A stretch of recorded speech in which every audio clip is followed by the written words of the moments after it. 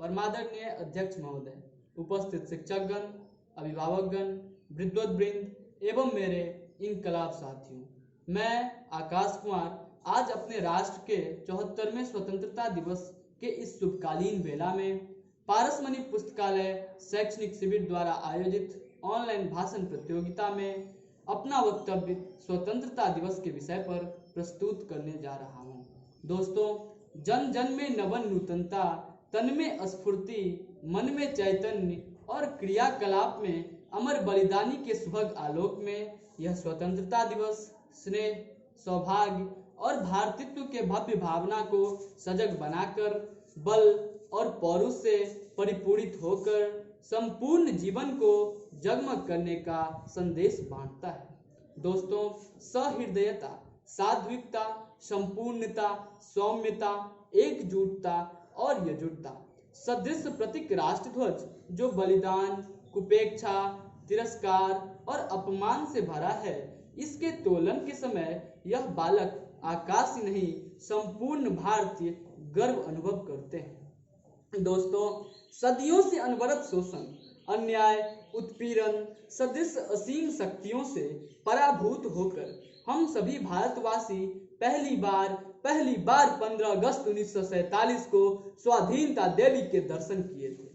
मैं आज उन सभी वीरों वीरांगनाओं के प्रति श्रद्धा सुमन समर्पित करता हूं, जिन्होंने स्वाधीनता देवी के दर्शन कराने के लिए अपनी अपनी जान की कुर्बानियां दी तथा जो आज जीवित हैं उनके मार्गदर्शन में चलने की प्रेरणा लेता हूं। दोस्तों, स्वतंत्र ते सत सत वंदन है, मुक्त किया बंदी चिंतन है। सांसें थी परतंत्र हमारी, आसें थी ना स्वतंत्र हमारी। कितना पीड़ादायक होता अपने ही घर में बंधन है, स्वतंत्र ते सत सत वंदन है।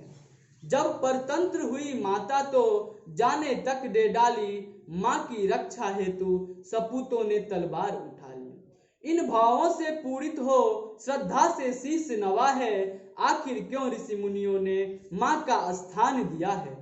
दोस्तों, राष्ट्रध्वज प्रत्येक देश का सम्मान और समृद्धि का प्रतीक होता है।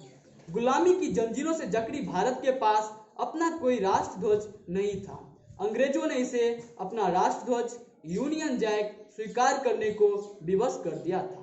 हमें राष्ट्र चेतना के साथ तिरंगे झंडे की याद आई। राष्ट्रध्वज के रूप में तिरंगे झंडे की कल्पना मुंबई की महान देश सेविका भीखाजी कामा के मानस में हुई थी। उन्होंने जनवरी 1907 को एक विशाल समाजवादी सम्मेलन में बोलते हुए अपनी साड़ी की पल्ला फाड़कर भारतीय स्वतंत्रता के रूप में फहरा दिया था। दोस्तों, इसीलिए तो कहते हैं, उठो जवानों यह बेला है जगने और जगाने की, पहचानो तुम में क्षमता है अग्रदूत बन जाने की।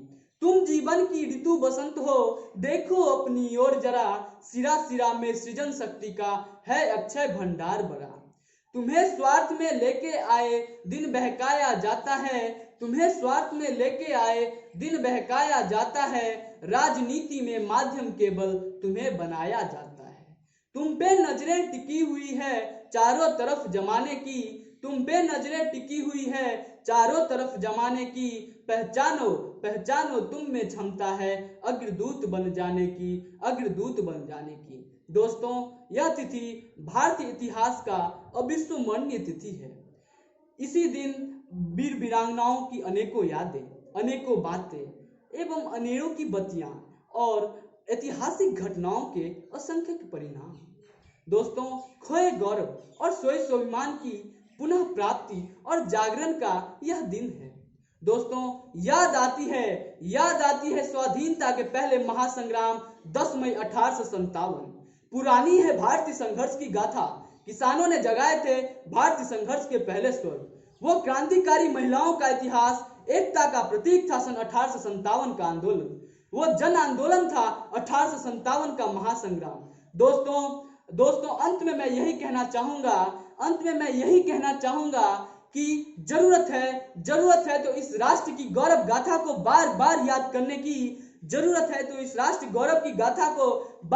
याद करने की, क्योंकि समय की धूल पड़ी पड़ते कितनी ही मोटी क्यों ना हो जाए, पर वीरों के बलिदान ना तो कभी धूल धूसरित होते हैं और ना ही कभी धुंधले पड़ते हैं।